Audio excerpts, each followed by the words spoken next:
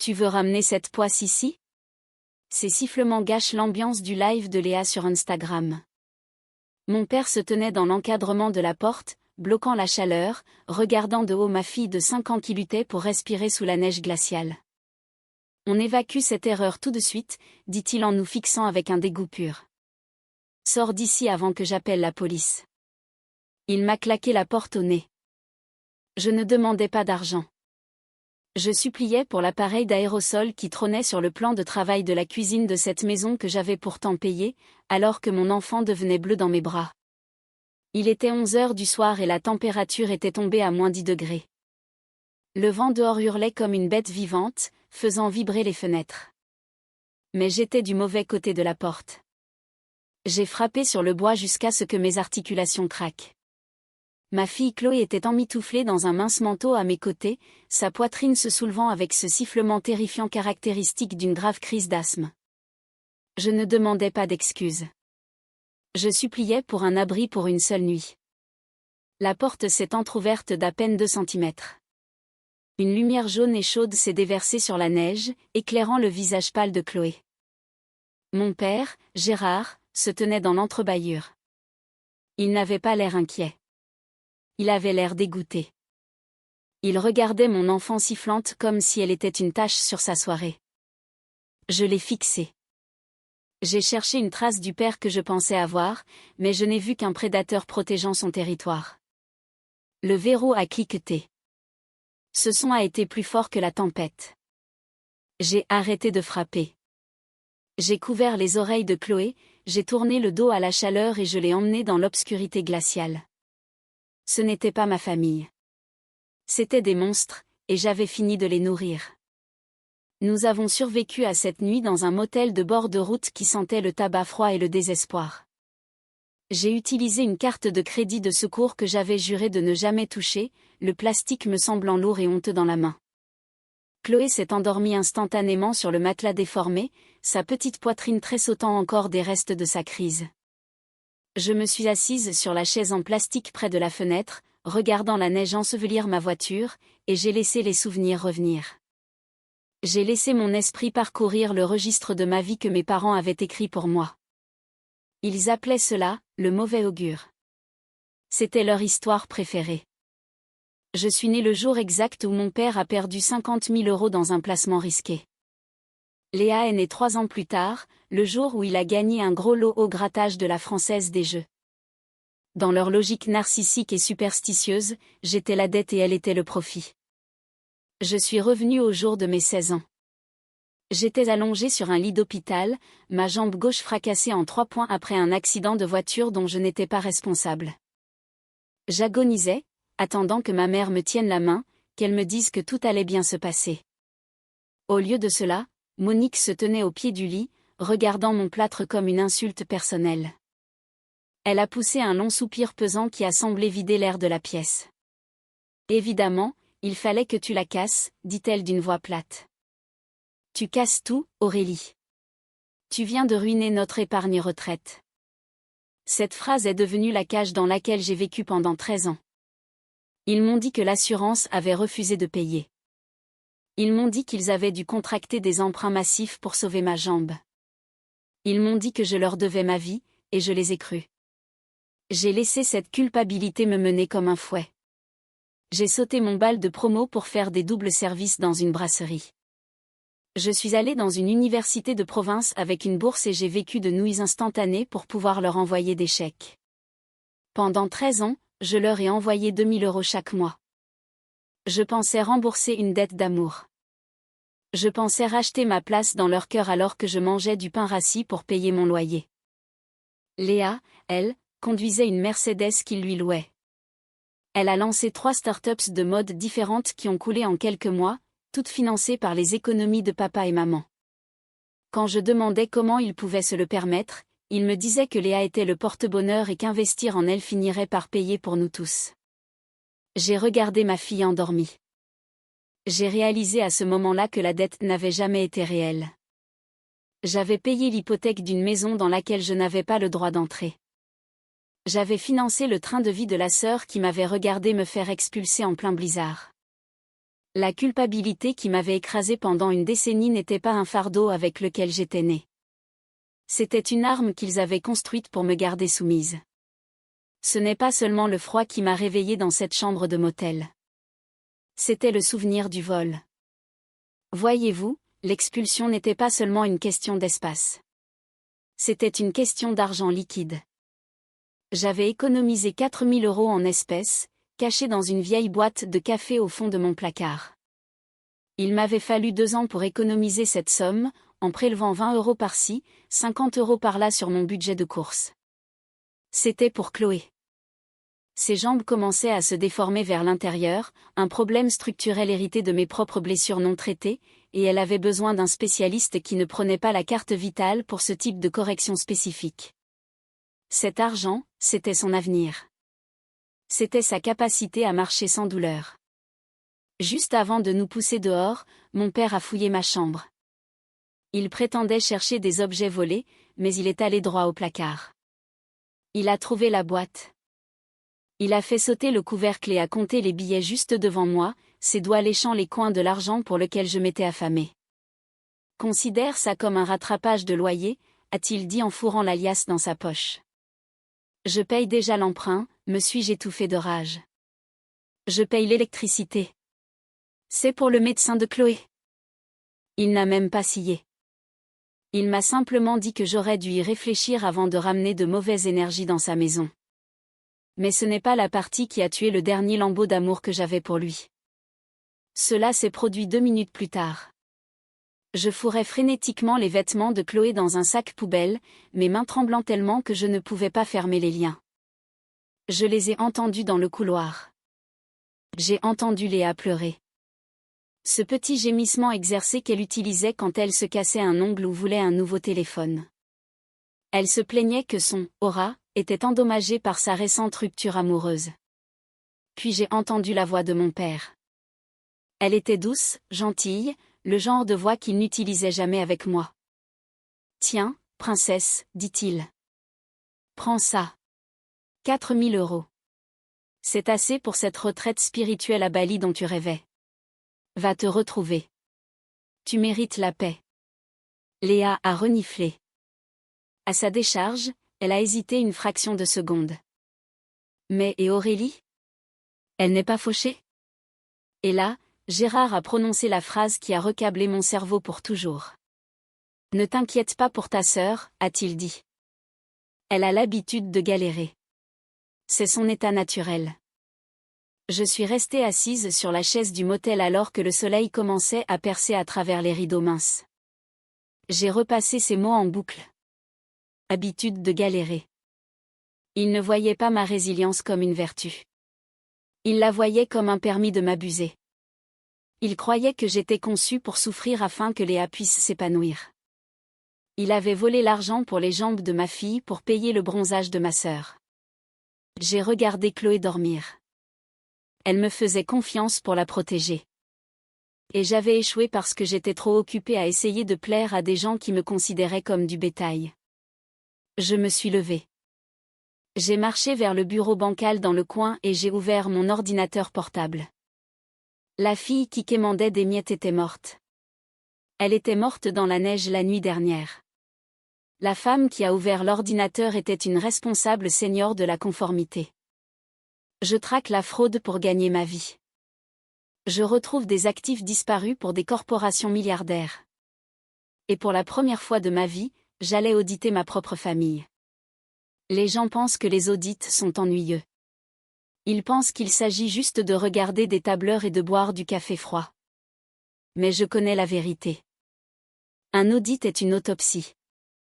On retire la peau des mensonges et des excuses jusqu'à ce qu'on trouve l'os. Et je suis très douée pour trouver l'os. Je n'ai pas piraté les comptes bancaires de mes parents. C'est illégal, et je suis une professionnelle. J'ai simplement utilisé la bureaucratie qu'ils ne comprenaient pas. Je suis allée à la bibliothèque et j'ai imprimé un formulaire standard de demande d'accès au dossier. J'ai officiellement demandé mon propre historique médical et d'assurance auprès de la base de données nationale des sinistres. J'avais le droit légal de voir chaque règlement, chaque paiement et chaque refus attaché à mon numéro de sécurité sociale. J'ai rempli les papiers d'une main ferme, je les ai fait certifier, je les ai postés, puis j'ai attendu. Les 3 semaines suivantes ont été un tourbillon de survie. J'ai trouvé un appartement bon marché et mal isolé en périphérie de la ville. J'ai inscrit Chloé dans une nouvelle école. J'ai fait mon travail pendant la journée, souriant à mes collègues, prétendant que je n'étais pas à la rue, prétendant que mon cœur n'était pas de la cendre calcifiée. Chaque soir, je vérifiais le courrier. Un mardi, l'enveloppe est arrivée. Elle était épaisse, blanche et lourde. Je me suis assise à ma table de cuisine d'occasion, le courrier non ouvert devant moi, mon pouls cognant dans mes oreilles. Je l'ai ouverte d'un coup de lame. J'ai sorti le relevé de déboursement du règlement daté de novembre 2010. Mes yeux ont parcouru les codes médicaux, passant outre les descriptions de fractures tibiales permanentes et de mobilité réduite. Je me suis arrêtée à la ligne du bas. Montant total du règlement, 120 450 €. Statut, payé. L'air a quitté la pièce. On ne leur avait pas refusé l'indemnisation. Ils ne s'étaient pas battus pour moi. Ils avaient encaissé le chèque. J'ai tourné la page. Il y avait une photocopie du chèque. Il était libellé à l'ordre de Gérard et Monique Miller, tuteurs légaux de mineurs. Au dos, la signature de mon père était tracée à l'encre bleue. Grasse et arrogante. Mais je n'avais pas fini. Un règlement prouve qu'ils avaient de l'argent, mais cela ne prouve pas le vol. Ils pourraient soutenir qu'ils l'ont dépensé pour mes factures médicales, ma rééducation, mes chaussures spéciales. Je devais prouver où l'argent était allé. J'avais besoin du coup de grâce. J'ai ouvert mon ordinateur et je me suis connecté au portail public du registre foncier. Les titres de propriété et les levées d'hypothèque sont des informations publiques si l'on sait où chercher. J'ai consulté l'historique de la maison de mes parents, la maison dont j'avais été bannie. J'ai trouvé l'entrée de décembre 2010, 3 jours après l'encaissement du chèque d'assurance. Type de transaction, solde total du prêt immobilier. Remboursement du capital, 120 450 €. J'ai fixé l'écran jusqu'à ce que les chiffres deviennent flous. Ce n'était pas une approximation. Ce n'était pas environ le même montant. C'était une correspondance parfaite, au centime près. Je ne ressentais plus de tristesse. Je ressentais une clarté froide et dure s'installant sur moi comme une armure. Ils ne s'étaient pas endettés pour sauver ma jambe. Ils avaient utilisé mon corps brisé pour acheter leur liberté. Chaque fois que ma jambe me faisait souffrir sous la pluie, chaque fois que je boitais après un long service, je payais pour leur toit. J'avais acheté cette maison avec ma douleur. Et ils m'en avaient jeté. J'ai imprimé les documents. Je les ai mis dans une chemise cartonnée propre. Je n'étais plus la fille ingrate. Je n'étais plus le mauvais augure. J'étais la propriétaire légitime par substitution. Et il était temps de percevoir le loyer. Je n'ai pas appelé mes parents immédiatement. Je ne pouvais pas. J'avais besoin d'un témoin.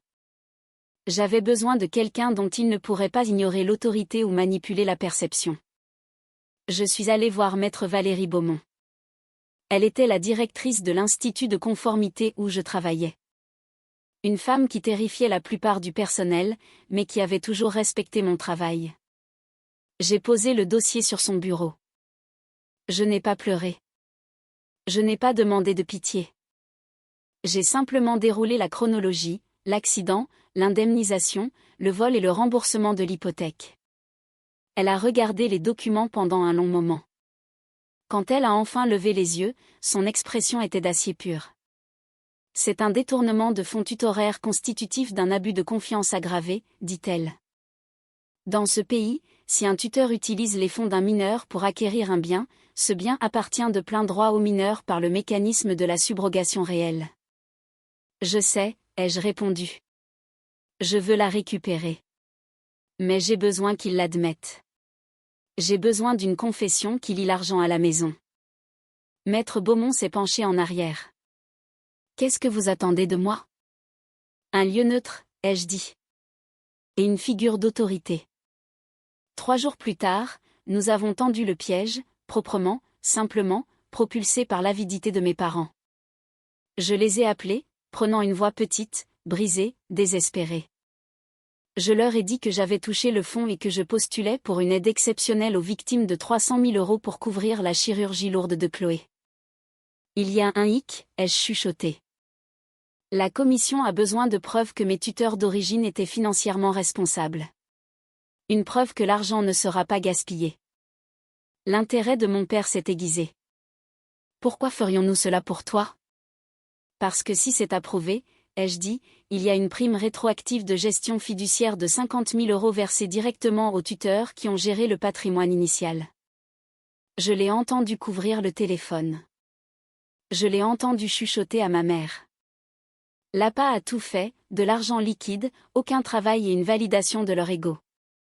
Très bien, a dit Gérard, adoptant un ton magnanime forcé. Une dernière fois. Vous devez me rejoindre à l'institut, ai-je précisé. La directrice doit être témoin des signatures. Ils ont accepté instantanément. Ils n'ont pas posé de questions sur Chloé. Ils n'ont pas demandé où je vivais. Ils ont seulement demandé à quelle heure se présenter pour le chèque. Ils sont arrivés pile à l'heure, dans leurs habits du dimanche. Mon père dans un costume trop serré, ma mère avec ses perles de cérémonie, et Léa à leur côté, scannant le hall comme si elle estimait le prix des meubles. Maître Beaumont nous a reçus dans une salle de conférence aux parois de verre, toute de bureaucratie froide et d'acier. Asseyez-vous, je vous prie. Nous devons vérifier l'historique de garde avant de pouvoir libérer la prime fiduciaire. Un chèque sur papier épais était posé face contre table. Mon père ne pouvait s'empêcher de le fixer. Il a souri vers la caméra de surveillance dans le coin. Nous sommes heureux d'aider. Nous avons toujours fait passer nos enfants en premier. Je suis restée silencieuse à les regarder jouer la comédie. Avez-vous reçu les fonds de l'indemnisation d'assurance en 2010, a demandé Maître Beaumont, stylo prêt à noter. Et pouvez-vous jurer, sous peine de poursuite pour faux témoignage, que ces fonds ont été utilisés pour garantir la stabilité du foyer? Gérard s'est rengorgé. Absolument. Nous avons géré chaque centime. Nous les avons injectés dans la maison pour qu'Aurélie ait toujours un toit. Nous nous sommes sacrifiés pour garder ce foyer sûr pour elle. Une poussée d'adrénaline froide a parcouru mon échine. Il l'avait dit devant la caméra. Excellent, a dit Maître Beaumont. Alors signez cette attestation de traçabilité des actifs confirmant l'usage des fonds afin que nous puissions libérer la prime. Elle a fait glisser le document. Gérard ne l'a pas lu. Il n'a pas lu le langage juridique sur la subrogation, les définitions, les petits caractères. Il n'a vu que « prime fiduciaire », 50 000 €. Il a signé avec panache et a passé le papier à Monique. Elle a signé aussi, me souriant comme si je leur devais de la gratitude. Voilà qui est fait, a dit Gérard en tapotant le papier. Maintenant, où est ce chèque? Je me suis levée, j'ai récupéré l'attestation, vérifié les signatures et j'ai plongé mon regard dans celui de mon père. Merci, ai-je dit calmement. Vous venez d'admettre sous serment et devant caméra que vous avez utilisé mon indemnité d'invalidité pour rembourser votre prêt immobilier. Gérard a froncé les sourcils. Et alors? C'est ce que tu voulais, non? Maître Beaumont a retiré ses lunettes. Toute chaleur a disparu de son visage. En réalité, Monsieur Miller, selon le Code civil, les biens acquis avec des fonds détournés appartenant à un mineur font l'objet d'une restitution en nature. Puisque vous avez admis que la maison a été payée avec l'argent d'Aurélie, la maison ne vous appartient pas. Elle a laissé le silence s'installer. Elle appartient à la victime. Le sourire de Gérard s'est lézardé. Quoi? La porte s'est ouverte. Un huissier accompagné d'un officier de police est entré. Pas de menottes, juste des documents. Monsieur et Madame Miller, je vous signifie une ordonnance d'expulsion immédiate et une mise sous séquestre de vos comptes. Expulsion, a hurlé Monique. C'est ma maison. Plus maintenant, ai-je dit. Vous êtes des occupants sans droit ni titre dans ma propriété. Je vous expulse. Vous avez 24 heures pour vider les lieux. Mon père est devenu livide, regardant les documents, puis moi, puis l'officier, alors que la vérité le frappait. Le piège n'avait jamais été la prime. C'était la signature. Léa s'est levée, les yeux écarquillés, une rage pure et tranchante l'animant. Pas parce qu'il m'avait volé, mais parce qu'il s'était fait prendre. Bande d'idiots, a-t-elle sifflé. Vous avez perdu la maison. Sortez, a dit maître Beaumont. Maintenant. Le trajet jusqu'au hall d'entrée a été le plus long de la vie de mon père. Pas de menottes, quelque chose de pire, une défaite totale et irréversible. L'officier les suivait comme une ombre inévitable. Aux portes vitrées, Gérard s'est retourné, la panique remplaçant l'arrogance. Aurélie, a-t-il plaidé, la voix fêlée. Tu ne peux pas faire ça. Je suis ton père. Je n'ai rien ressenti. Non, ai-je dit. Tu es un locataire qui n'a pas payé son loyer, et ton bail est résilié. Je me suis détournée pour partir, mais le coup final n'est pas venu de moi. Gérard a cherché le soutien de son enfant chéri. Léa, ma puce, va chercher la voiture. On va s'installer chez toi le temps que ça se tasse. Léa n'a pas bougé. Elle fixait son téléphone, faisant défiler la copie numérique de l'assignation que l'huissier venait de lui envoyer par mail en tant que partie intéressée. Elle a levé les yeux, le visage figé dans une volonté de faire de s'en sortir seule. Vous avez commis une fraude, a-t-elle lancé. Tu as signé des aveux, papa. J'ai une image de marque. Je ne peux pas être associée à ça. On a fait ça pour toi, a hurlé Monique. Je ne vous ai pas demandé de vous faire prendre, a rétorqué Léa. Mon Uber arrive dans 5 minutes. Débrouillez-vous. Et elle est partie sans un regard en arrière, les laissant plantés sur le trottoir avec rien d'autre que leurs habits du dimanche et une convocation au tribunal à la main. J'ai vendu la maison. Je n'ai même pas mis un pied à l'intérieur pour faire des cartons. J'ai engagé une société pour tout vider et je l'ai mise en vente le jour où l'expulsion a été finalisée. Elle s'est vendue en 1 semaine. J'ai pris chaque centime de la plus-value que ma jambe brisée avait payée et j'ai recommencé à zéro. D'abord, la chirurgie de Chloé. Ensuite, un appartement lumineux et moderne de l'autre côté de la ville, avec un système de sécurité que personne d'autre ne peut toucher. Mes parents vivent dans une location minable près du périphérique. Leur crédit est ruiné. Ils appellent encore parfois depuis des numéros masqués. Je ne réponds jamais. Je n'en ai pas besoin. Hier soir, il a encore neigé. Je me suis assise pour regarder les flocons dériver derrière la vitre pendant que Chloé dormait, respirant calmement, en sécurité et au chaud. J'ai marché vers la porte d'entrée et j'ai tourné le verrou. Clic. C'était le plus beau son au monde. Avez-vous déjà tout sacrifié pour des gens qui ne vous ouvriraient même pas leurs portes? Racontez-moi votre histoire dans les commentaires.